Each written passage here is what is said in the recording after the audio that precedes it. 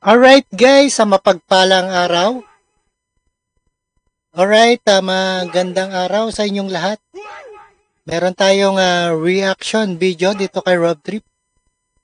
Alright, dito kay panoorin po natin. Marcoleta, piniliwanag ang Magna Carta. Ayan, para maintindihan ng lahat. Walang nakakaalam, no? Magna Carta. At pur, ikaw, dito sa ikaw na ba? Alright, senatorial interview. At panoorin po natin, mariina iginiit ni Rodante Marcoleta, ating congressman, na dapat patuunan ng pansin ng bigyan ng pananagutan ang batas. Alright? Sa may hirap katulad ng Magna Carta.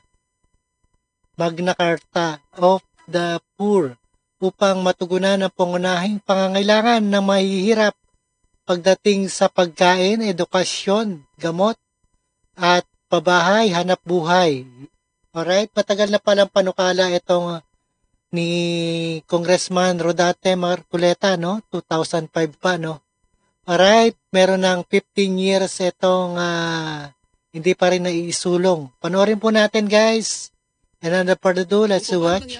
Tumataas ang presyo ng bilihin. Alright, intro muna tayo.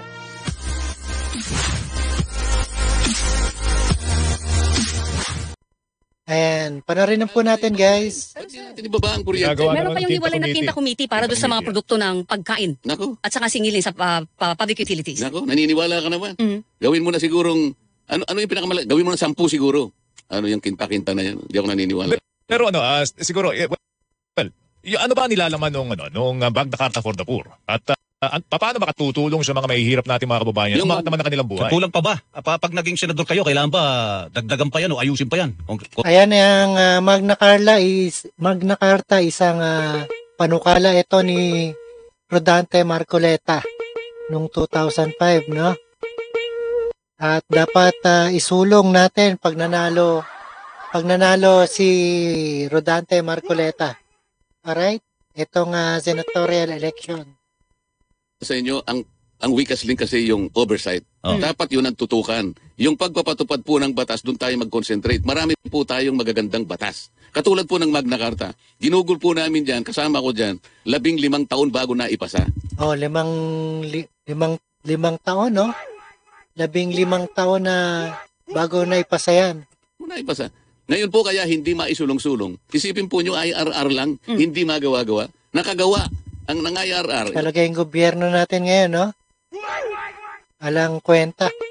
Ayan, sabi. Nakutan po ng mga ahensya ng gobyerno na tinadhana doon sa batas. Kung di ako nagkakamali, ang NEDA kasama yung DSWD, gawin kaagad ang IRR para maipatupad ang batas na yun. Nung gumawa, wala pong sunset provision. Anong ibig pong sabihin nun?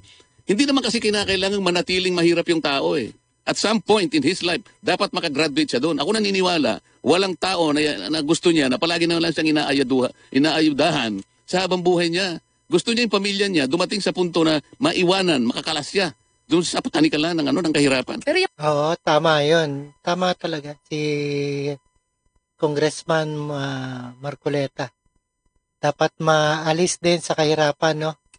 Wala okay siyang laman sunset provision. Magna Carta for the Poor, laman yan ng Magna Carta for the Ang Poor. Magna dapat. Carta of the Poor, meron siyang 5 karapatan na para sa mahihirap. Una yung karapatan niya sa pagkain, karapatan sa gamot, karapatan sa pabahay, karapatan sa edukasyon, at karapatan sa hanap buhay. Yung 5 basic na karapatan ng mahirap. Karapatan sa murang bigas, Paring Joel. Oo nga, yung Magbigay murang tayo. bigas. Yung pa Magna Carta, no? Karapatan para sa mahirap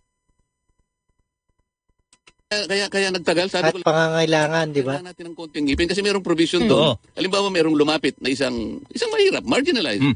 Kahit anong opisina kasi kaya niyang lapitan. Pumunta halimbawa sa mayor.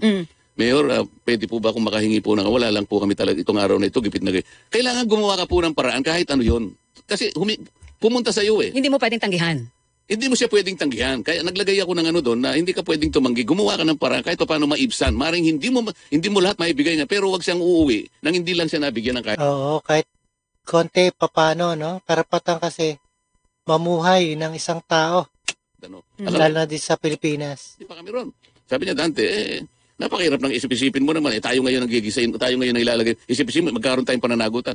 Nakalagay naman dyan pagkatapos ng masusing pag-imbestiga na hindi mo man lang hinarap yung tao, talagang mananagot ka. Ayaw nilang magkaroon ng pananagutan eh. Doon kami nagtagal eh. Okay. In short, hindi dapat dinidedma yung lumalapit Huwag mo na naman mahihirap. i-deadma. Alright. Nahingi lang siya ng konti. Oo, wag i-deadma. At bagpos na tulungan, no? Lalo na yung mga mahihirap nating kababayan. Alright?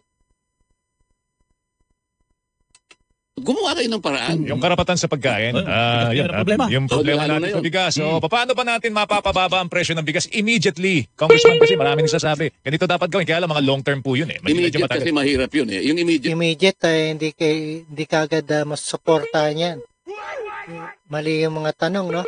Kasi palliative lang yun. Ang nangyari kasi, importation. Pero tingnan mo naman, inalis na sa NHA ang pag-import. NFA, sir. Oh. NFA ang pag-import. Binigay na lang dun sa, importer. Kaya lang ang importer, nandiyan na yung mga sindikato. So kung minsan mag-import sila, yung itatago nila. Yung mga, kailangan talaga na bantayan mo eh. Oo, may batas tayo dyan, Congressman, yung Anti-Agricultural Smuggling Act. Economic sabotage. Sarap Economic sabi yun. Pag sabotage yun. nag-smuggle ka, O, nag-profiteering ka. may kulang pa ba ron? O kailangan pag kayo nahalal sa Senado, may gagawin kayo doon? Alam mo yung mga ganun, palliative sila lahat yun eh. Ang importante kasi, ma-restructure natin ang ating agriculture. Oo. Hindi naman lahat ng ating mga probinsya sa ating bansa ay kailangan tamnan mo ng palay. Tama, hindi naman pwede tamnan lahat ng palay, no?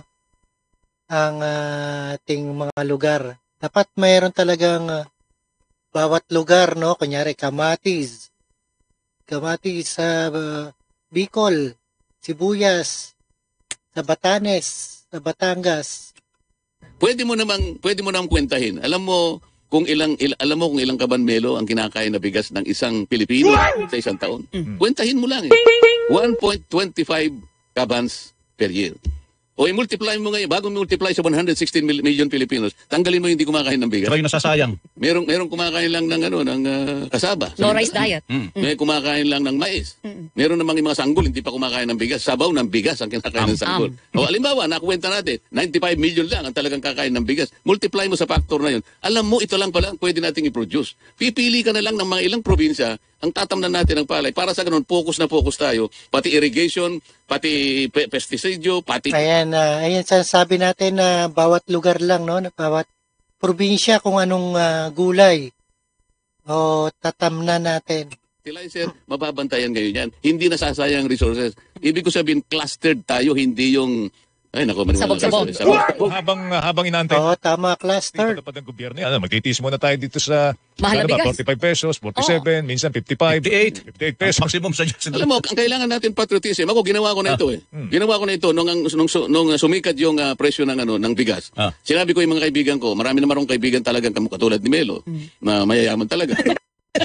Sabi ko, pwede tayo mag-eksperimento, sabi ko. Tinipon ko sila, mga lima yon na talagang may kaya sa buhay. Pumunta tayo sa isang barangay, tayo nang bumili ng palay. Palay pa lang. O sige, kanya, mag-eksperimento tayo. Nagtanong ako sa NFA, at that time, ang buying price ng palay ay 19 pesos. Okay? Sabi ko, dagdagan natin ng 3 pesos. Ito na yung magmumula sa private sector. So, magiging 22. So, at that time, masaya yung farmer kasi 19 lang bibili ng NFA. Kami bumili, 22 pesos, dagdag ng 3 piso. Okay? Nakabili. Isang barangay ito. Kami kako magpapakiskis. Alam mo yung kiskisan, Melo, Joel? Baka kako hindi nyo kabisado yung Alam namin, Kabisado namin. probinsya kami. Yes. O, laki probinsya na yun. Kami magpapakiskis. Sabi ko doon sa may-ari ng kiskisan, pare, para makatipid naman kami sa pambayad sa'yo, kasi ito, ano lang namin ito, patriotism ito. Pwede bang ilibre mo na sa amin to, pero yung darak sa'yo na, yung binlid sa'yo na. Kinuwenta ngayon ng kiskisan. Okay. O, akalain mong break-even lang, naibenta namin ng 35 pesos dinurado. At that time, 55 pesos market value. Pero Dapat ganun gawin nating dito sa ating sa Ligang Batas, no? binenta namin ng 35. Alam mo, 10 minutes lang naubos yung isang truck. Inano namin, ang package namin 5 kilos per pack. Mga mahihirap na tao, luminya. May pera sila pambili. At 35, nakatipid sila ng 100 piso. Bakit? 5 kilo eh. 20 pesos. So kayang mapamura, kayang mapamura. Kayang mapamura ba? Kailangan lang magsama-sama tayo. Oo, kaya mapamura talaga. Private sector, sumama na eh. Sumama na. Yung kuryente, mapapamura pa ba natin yan? Bakit hindi? Sa anong paraan? Mapapamura tayo sa mahal. Sa anong paraan? Paano? Una, murahin mo muna. Kaya mahal talagang pamahal ng pamahal ang kuryente. Baka wala kayong time. Iksiyan lang natin. System loss. Yes. Yan. Melo, bakit yung ninakaw na kuryente kasama kang nagbabayad? Bakit? Bigyan mo ako ng magandang dahilan kung bakit kailangan mo bayaran. Ay, galit kami Sabi doon. namin Ayaw mga namin, dyan, ayaw eh. namin doon. Kaya kailangan bayaran, puputulan kami. Wala kami choice. O kaya nga, pero ang bayad mo kasama yung system loss. Sali, hindi Tama? dapat. O, pagkatapos, bakit hindi pinatutupad ng ERC yung provision ng ating IPIRA na meron doon na ARCOA? Ano ang ARCOA? Ibig mo sabihin ba, hindi mo alam ang ARCOA? Ni Arco. Ayan, hindi alam ang Arcoa, no? Arco, alam ko. Arco, ano yung Lagyan Arco? mo lang ng R. Joel, Ano ba yung Arcoa? Ano ang ARCOA? Retail Competition and Open Access. Ano yun? So, nakita na ninyo. Kaya nga hindi. Ayaw kasi ipaliwanag ng ERC. Dapat unang-una silang nagpapaliwanag. At Ayan, hindi nila alam, no? Ang ibig sabihin ng Arcoa. dapat nagawa na nila. Sinabi ko nga sa'yo, nagawa ang EPIRA 2001 o 24 years ago. Bakit ang kayong regulasyon ng ARCO? Ano ba yung ARCO ba?